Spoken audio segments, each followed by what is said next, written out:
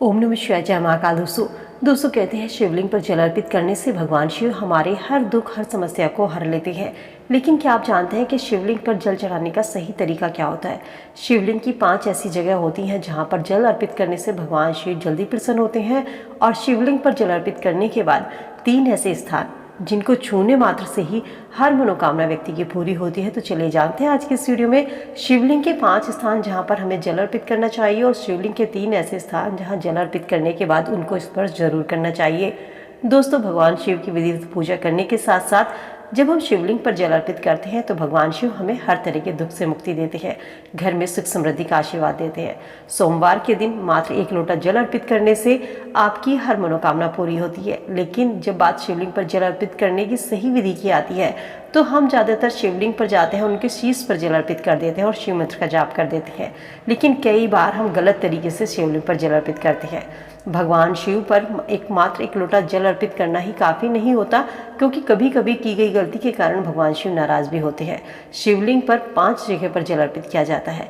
कहते हैं शिव पुराण के अनुसार जिस तरीके से पंचामृत 5 चीज़ें यानी कि दूध, दही, मेवा, घी, शहद इन चीज़ों से मिलाकर बनता है, उसी तरीके से शिव जी को जल चढ़ाने के 5 जगह बताई गई हैं। इन 5 जगह पर यदि आप शिव पर जल अर्पित करते हैं तो भगवान शिव आपसे प्रसन्न होते हैं और आपकी हर मनोकामना को पूरा करते हैं। शिव पुराण के अनुसार चाहे आप मंदिर में शिवलिंग पर जल अर्पित करें या आपने अपने घर में शिवलिंग स्थापित किया हुआ है, तो जो आपको स्क्रीन पर दिखाया गया है शिवलिंग, जिसमें भगवान गणेश का स्थान है, कार्तिकेय का, अशोक सुंदरी का और माता पार्वती का, तो सबसे पहले जल हमें भगवान गणेश को अर्पित करना चाहिए। दूसरे नंबर पर जल कार्तिकेय को और तीसरे नंबर पर जल अशोक सुंदरी को स्थापित करना चाहिए। इसके बाद में जो आपको स्थान दिख रहा है माता पार्वती का हस्तकमल जिसे कहा जाता है, वहाँ पर जल अर्पित किया जाता है, और सबसे लास्ट में जल भगवान शिव पर अर्पित किया जाता है। इसके बाद में 6 नंबर पर जल, बहुत से मंदिरों में जलरी टंगी होती है मंदिरों में शिवलिंग के ऊपर, वहाँ पर जल अर्पित किया जाता है।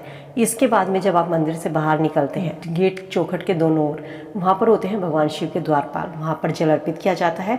हमेशा उत्तर दिशा की ओर मुख करके जल शिवलिंग पर जल अर्पित करें, और उत्तर दिशा में ही जलहरी से जो जल निकलता है वो होता है, तो इसी दिशा में मुख करके शिवलिंग पर जल अर्पित किया जाता है।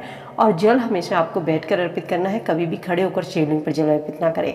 शिवलिंग पर जल अर्पित करने के बाद में नंदी जी की पूजा जरूर करनी चाहिए, नंदी जी पर भी जल आपको अर्पित करना चाहिए, तभी आपकी पूजा पूरी होती है। ये शिवलिंग पर जल चढ़ाने का सही तरीका होता है, क्योंकि भगवान गणेश, अशोक सुंदरी, कार्तिकेय इन स्थानों पर जब आप शिवलिंग पर जल अर्पित करते हैं तो कहते हैं आपको हर क्षेत्र में सफलता मिलती है, साथ ही परिवार में सुख शांति और समृद्धि बनी रहती है। उत्तर दिशा में मुख करके शिवलिंग पर जल चढ़ाने से रोग और दोष से मुक्ति मिलती है। शिवलिंग पर जल चढ़ाने का ये सही तरीका होता है। दोस्तों, इस तरीके से ही शिवलिंग पर जल चढ़ाया जाता है। अक्सर हम क्या करते हैं, जाते हैं और सीधे मंदिर में शिवलिंग पर जल अर्पित कर देते हैं, जो कि बिल्कुल गलत होता है। ये शिवलिंग में 5 स्थान होते हैं जहाँ पर जल अर्पित किया जाता है। इसके बाद में अब आते हैं 3 स्थान जहाँ पर आपको शिवपुराण कहता है कि शिवलिंग पर जल अर्पित करने के बाद में इन 3 जगह को जरूर स्पर्श करना चाहिए, क्योंकि भगवान शिव केवल जल चढ़ाने मात्र से ही अर्पित इनसे प्रसन्न नहीं होते हैं कि आपने जल चढ़ा दिया और ये काफ़ी हुआ। जल चढ़ाने से तो आशीर्वाद मिलता ही है, साथ ही इन 3 जगह को स्पर्श करने से भी आपको दुगना फल मिलता है और आपकी हर मनोकामना शीघ्र ही पूरी होती है। शिव पुराण में जल चढ़ाने के साथ साथ ये 3 जगह को छूना बताया गया है। कहते हैं इन 3 जगह को छूने के बाद में इन हाथों को अपने उदर से लगाना चाहिए।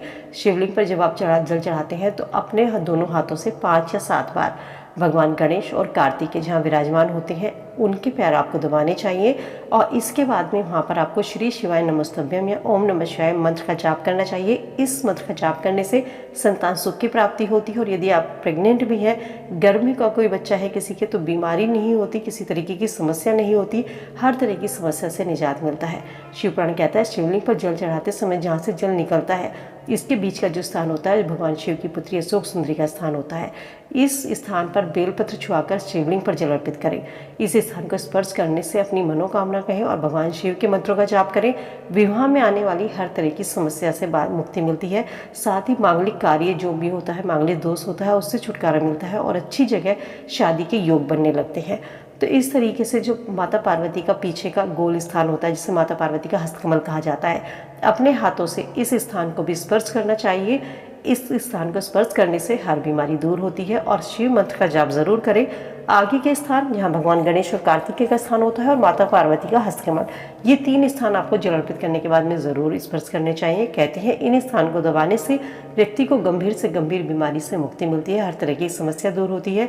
तो दोस्तों ये थे शिवलिंग के 3 स्थान जहाँ पर जल अर्पित करने के बाद में इनको छूने से, इनको दबाने से आपको हर तरह के मांगलिक दोष से मुक्ति मिलती है, आपकी मनोकामना शीघ्र पूरी होती है। तो दोस्तों उम्मीद करती हूँ वीडियो में दी गई जानकारी आप सबके लिए यूजफुल होगी। वीडियो से आप जरूर उठाएंगे। वीडियो अगर पसंद आई तो दोस्तों के साथ लाइक शेयर जरूर कीजिए। मिलती हूँ नई वीडियो में नई जानकारी के साथ। स्वस्थ रहिए, खुश रहिए।